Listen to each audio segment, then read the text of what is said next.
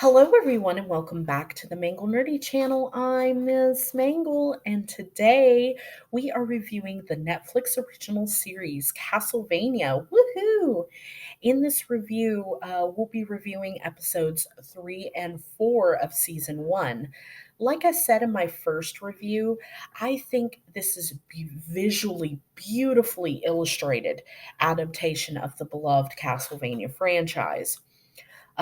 If you have not checked out my first review on this for episodes 1 and 2, please go check it out. I will leave a card up in the right hand corner so you guys can go check that out.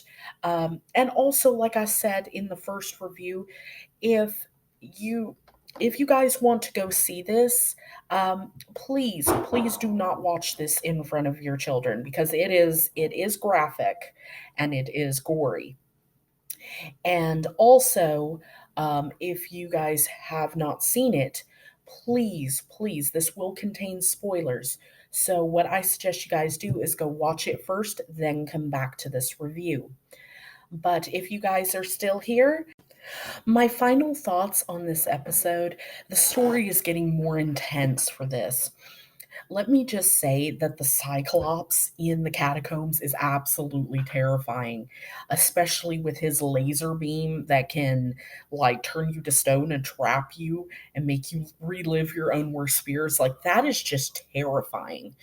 And in this, we are introduced to Sypha, and she is a very interesting character, in my opinion. I love her personality, and I absolutely love how she is just gung ho, ready to just jump into adventure. She headfirst into adventure. She she's also very intelligent, being a speaker and being able to carry the knowledge down from her people, and her abilities of being able to use the elements, and especially when she did the ring of fire around Trevor, like that was really cool to see when you first were introduced to her powers. And then you also see her create this giant ice wall, which was just really cool. Like it was just bad A. And I thought that justice was served as far as the priest, the bishop goes, because he was there that day when Lisa was burned at the stake, and he was just la di da. Oh, we just purged the evil from from Wallachia and blah blah blah. He just acted all nonchalant, and she was a person. She was a person like anybody else, and he just oh, it was more of a power trip for him. So to see the demons come in and actually say, oh, there is no God here, and to say, you know, he won't protect you and we love you. We will take you in, and then kill him off screen. Like that was just justice to me for Lisa. But you know, when it just the whole fact of that the demons in this were just very they just destroyed and pillaged and everything else. And especially if we're getting back into that whole just as much demons and everything, let's talk about the humans in this with the mob mentality. They were like sheep following the bishop and everything like that, and they were going to kill those speakers, not even know, just because, oh, the church told them that, that they were the ones that caused the demons.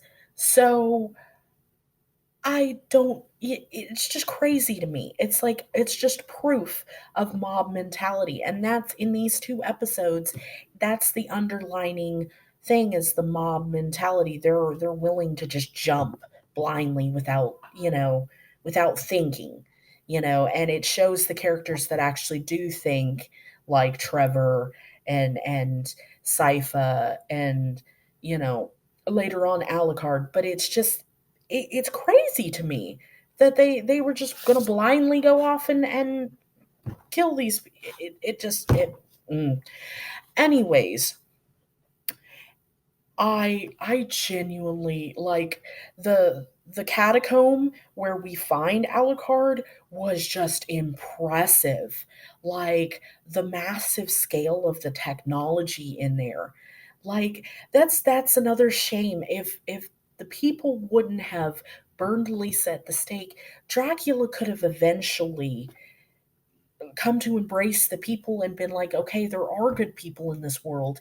And he might have been able to share that technology and those things that those people had forgotten with the dark ages and with the things going on. They completely forgot, the technologies and the things.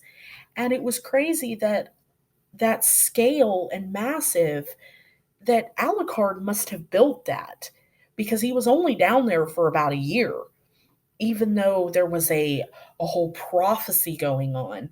And the speakers even say, well, some prophecies come from the future as well. So I kind of didn't understand how that course of things happened, but it was just, that was impressive. If Alucard actually built that, that was impressive in that short amount of time. But speaking of Alucard in this series, you could just tell on his face when you did meet him after, dueling it out with Trevor, and the sarcasm being thrown back and forth between Trevor and him, which I genuinely enjoyed. I thought that was really cool.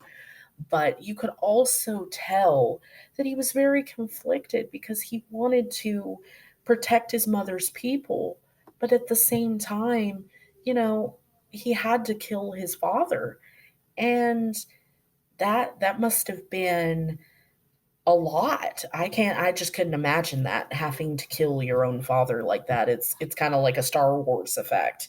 I even said that, I've even said that for years in Star Wars, that, you know, Luke having to kill Darth Vader, like that's just a mind trip thing for me in itself.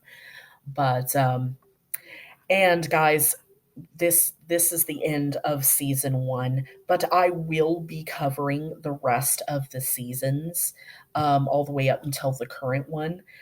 But I'm absolutely hooked, and I cannot wait to see more of these, and cannot wait to review more of these for you guys. But what are your guys' thoughts on this? Please leave a comment in the comments down below, and like, comment, and subscribe, and hit the little bell to get notified of my videos. And guys, like I said, I just want to thank you guys so much for watching my content. It means the world to me. And as always, guys, you guys be you, be nerdy, and have an awesome day. Bye.